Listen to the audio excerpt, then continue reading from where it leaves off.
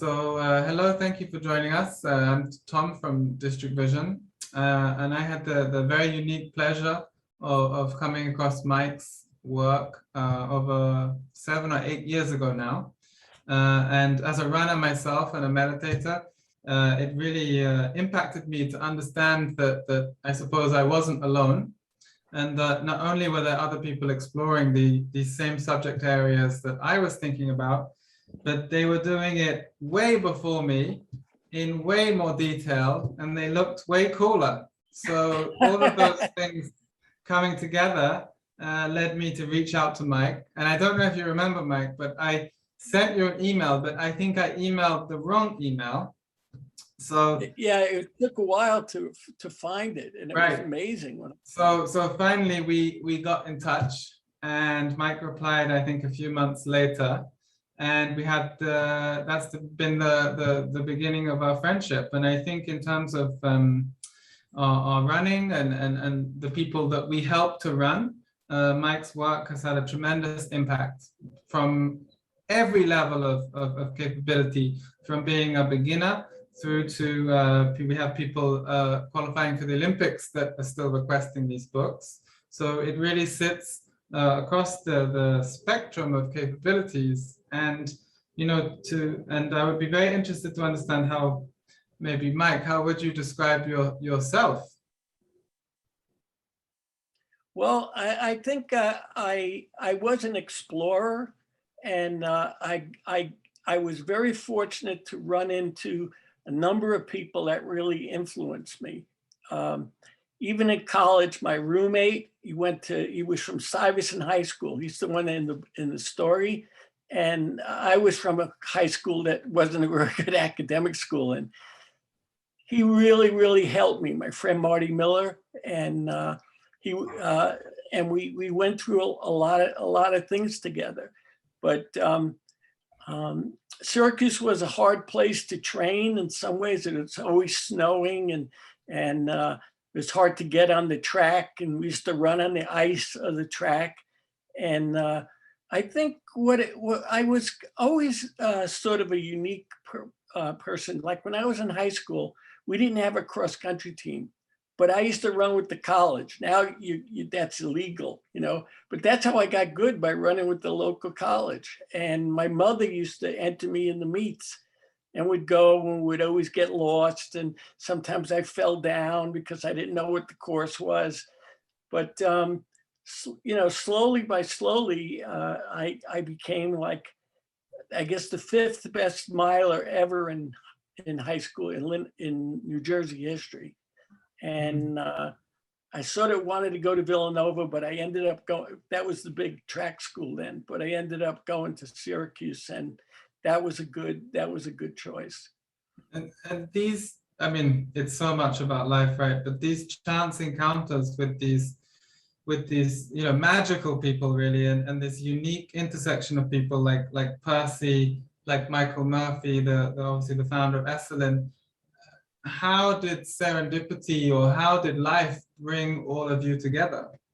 Well, the first person that influenced me in the training, and I still use his work, was a Hungarian named Mihai Igloy.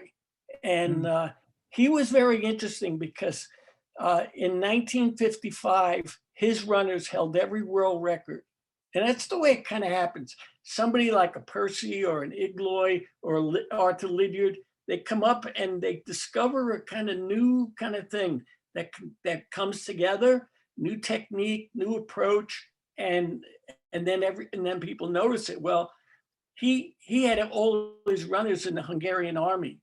He had Iharos, Rosavogi, and Tabaret, and they broke all the records. But then the Russians came and took over the country in 1955, and they hardly could get out. So Look magazine actually brought him over to the United States, and all of us were like, well, let's go train with him, And a lot of us came, and his technique was so unique.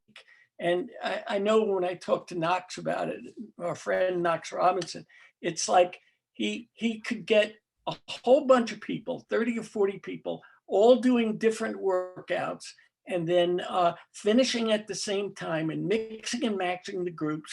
And I think that was really his genius. You know, even though he had the world record holders, at one point he had more 4-minute milers than any other coach. But I really, when I was there, that was what really amazed me. And I used to go to breakfast with him a lot because I was one of the only students. Most of the others were kind of like workers. And we would go to, and he'd draw all these boxes, and this box equals that box, and your shape is going up or it's going down. It doesn't stay the same. And, you know, he coached a person named Jim Beatty, who was the first person to run under 4 minutes for the mile. Wow. Indoors, and indoors was really big then. It was amazing. It's that they'll never return again because everything's different. It's in the colleges and stuff. But people would go to Madison Square Garden, and they'd put the boards down, 11 laps to the mile. And one of my friends, Bruce Kidd from Canada, he was a young guy who came and got everything. 17 years old, he was able to amaze everybody. But so that was how I met Igloy, and I'd studied a lot of Percy Sarady's work when I was in college. We had a study group and we studied everything. And of course, I was always talking about him to Michael Murphy. So Michael Murphy said, well, shut up and bring him over here, because it was the time when Esalen was really good, doing well. And they were flush, and they said, okay, bring him. So we brought him over to the United States, and I went around with him, you know, and I'd have to explain when I used to introduce him at the events, and I'd say, look, you're going to get mad when he first comes out, but don't leave, stay with it, because you're never going to experience this again. And he would come out and he'd start screaming and yelling, you hopeless American, you know, all this kind of stuff. And most of the people stayed, and he was 79 years old. He was electrifying, and I would walk around with him all the time. I'd walk. So I got so much, not only from what he said, but from his energy. I always remember one day, there was a group of us, we were all running in a circle around this big grass field, and Percy was there, and he kept on goading us and yelling at us and stuff like this. And we just kept on going faster and faster and faster. And it was like he was sending out these kind of vibes to all of us. And he was so different.